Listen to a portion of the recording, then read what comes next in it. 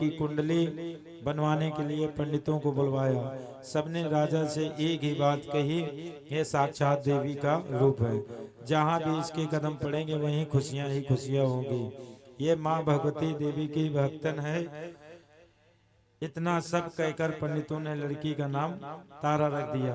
कुछ समय के बाद मंगलवार के दिन राजा के घर एक बेटी पैदा हुई। ज्योतिषियों ने उसका भी कुंडली बनवाई। उदास होकर राजा ने जब उसे उदासी के कारण पूछा तो ज्योतिषियों ने बताया कि आपके जीवन में खूब सारा दुख लेकर आएगी। राजा ने ज्योतिषियों से पूछा, आखिर मैंने ऐसा कौन सा खराब कर्म किए कि इसने मेरे घर में जन्म लिया।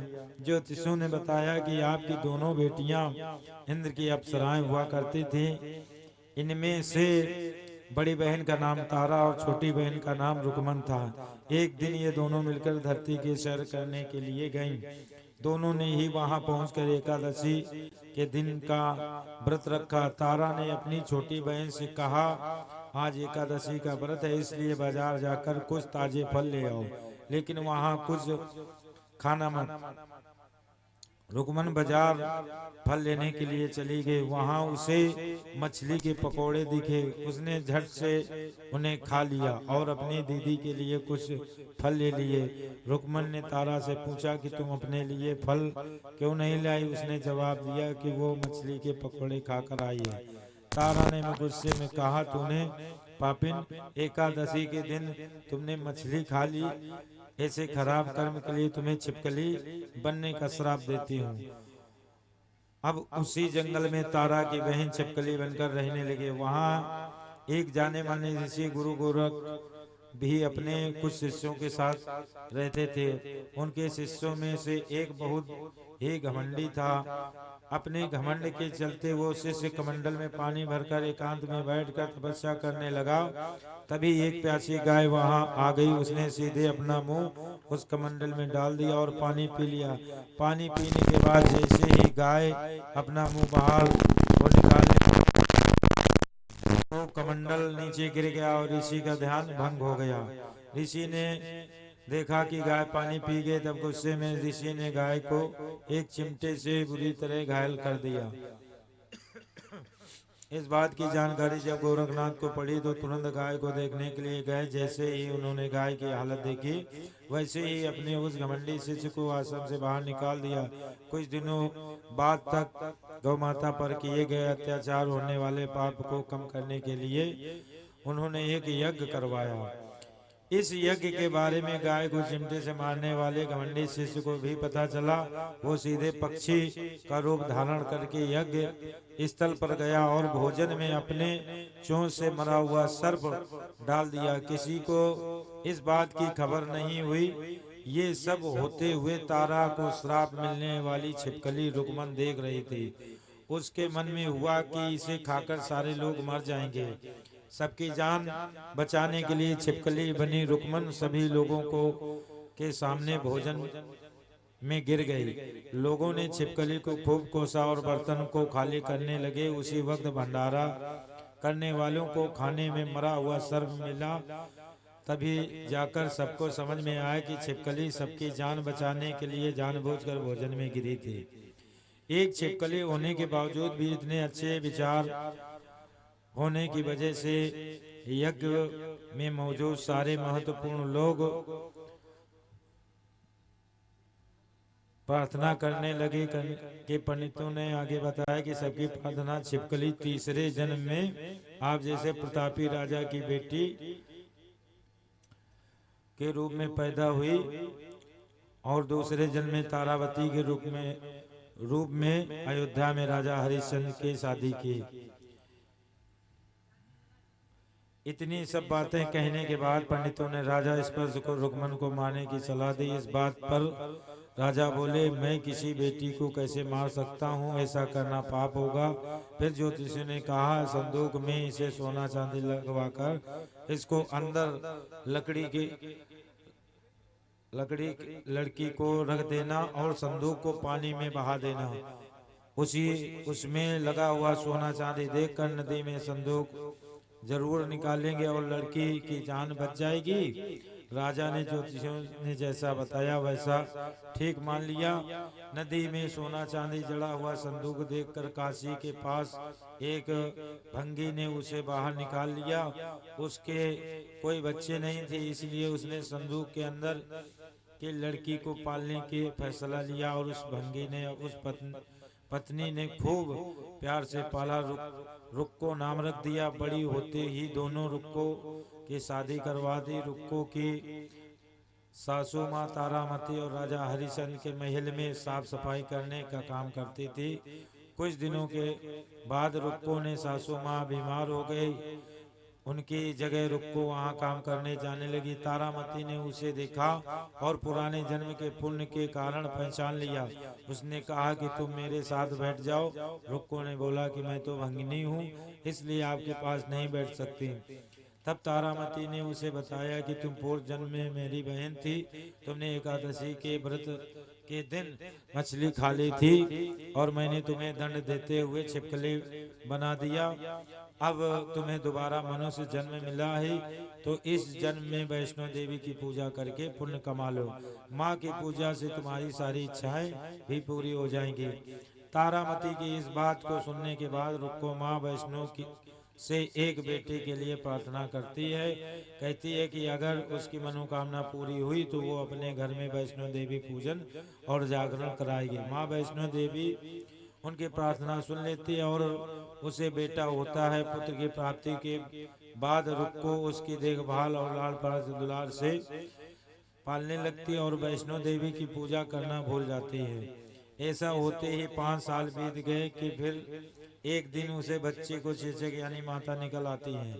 बच्चे की स्थिति देखकर परेशान रुक्को अपने पिछले जन्म की बहन तारामती के घर जाकर उन्हें इस समस्या के बारे में बताती है। तब तारामती ने पूछा कि तुमने माँ वैष्णो देवी की पूजा अर्चन कोई गलती तो नहीं की है? फिर रुक्को ने याद आता है कि मैंने तो माँ वैष्णो देवी का जागरण कराने का प्रण लिया था।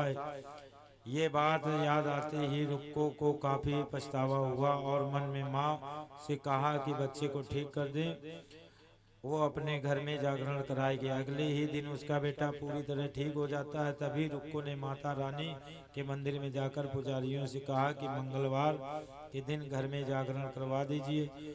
रुक्को की बात सुनकर पंडित कहते हैं कि तुम यहीं 5 रुपए दे दो, तुम्हारे लिए हम मंदिर में ही जागरण कर देते हैं। रुक्को कहती है मुझे पता है कि मैं चमारिन हूँ, लेकिन आप मेरे घर आकर ही जागरण करवा दीजिए।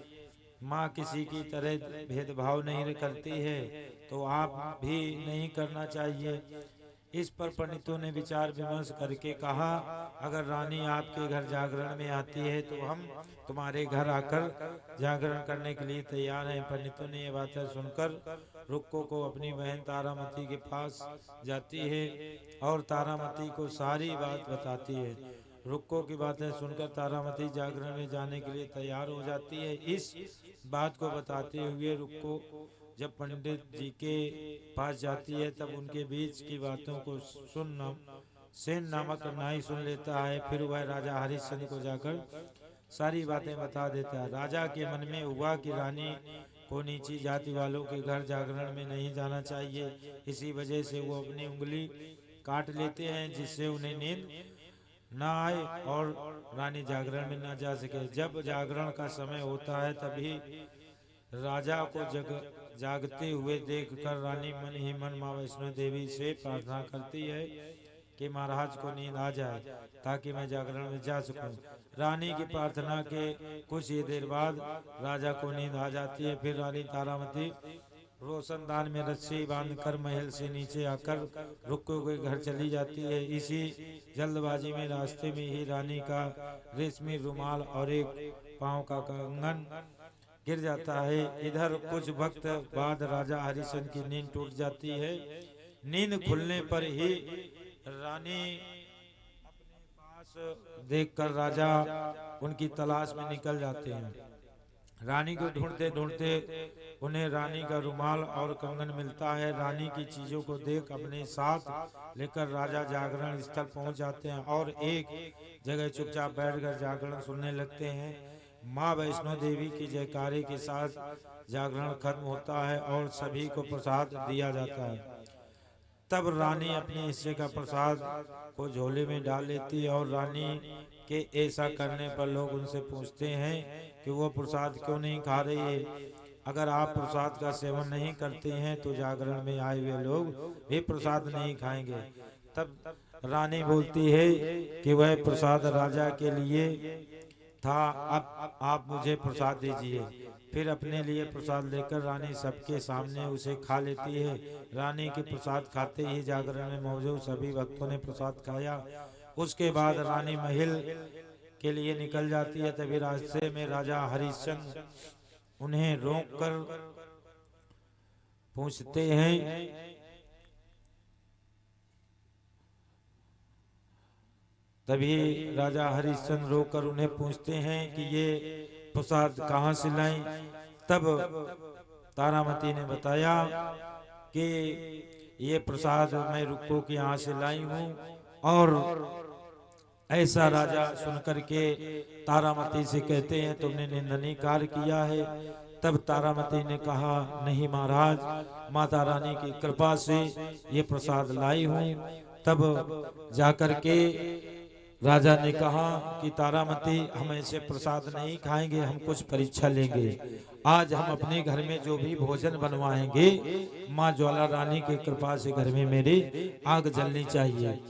जब ऐसा संकल्प किया तो तारामती ने माँ की मन ही मन प्रार्थना की और माँ की कृपा हुई, अग्नि प्रज्वलित हो गई।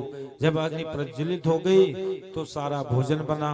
उसी समय राजा ने कहा एक और परीक्षा लूंगा, कहा मैं अपने पुत्र का सर काटूंगा और तारामती मेरे पुत्र को जीवित करेगी। अब तो राजा ने अपने पुत्र का सर भी काट दिया और जब इस प्रकार से पुत्र का वध कर दिया, अब तारामती माता रानी से मन ही मन प्रार्थना करती है तो पुत्र भी जीवित हो जाता है और अग्नि भी प्रज्वलित हो जाती है। इस प्रकार से राजा ने तारामती की बहुत ही प्रशंसा की और प्रशंसा के बाद दोनों लोगों ने प्रसाद खाया और बेटा भी जिंदा हो जाता है, बेटे को भी प्रसाद देते हैं। इस प्रकार से महाराज जी कहते हैं ये पुराणों में कि ये कथा एक सूक्ष्म रूप से उपन्यास के रूप में दी गई है। जो भी इस कथा को कहता है या सुनता है माता रानी की उस पर असीम कृपा और आशीर्वाद मिलता है। इस प्रकार से ये कथा जागरण में इतनी ही दी गई है। बोलिए दुर्गे मैया की। और भैया हलवा बन गया हो तो मंगवा लीजिएगा, भोग लगवा दें। और जिनको भी श्रृंगार या जो भी चढ़ौती करनी है अब आप लोग आकर के दरबार में चढ़ौती कर सकते हैं। और भोग के लिए भैया प्रसाद चना हलवा मंगवा ले। हाँ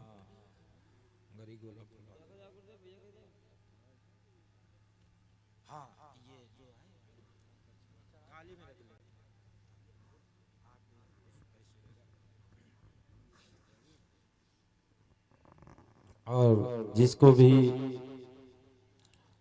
दरबार में जो कुछ भी माता रानी के श्रद्धा सुमन अर्पण करना है आकर के, क्योंकि अब आरती होगी इसके बाद में सभी लोगों को प्रसाद मिलेगा और प्रसाद लेकर के अपने अपने घर जाएंगे।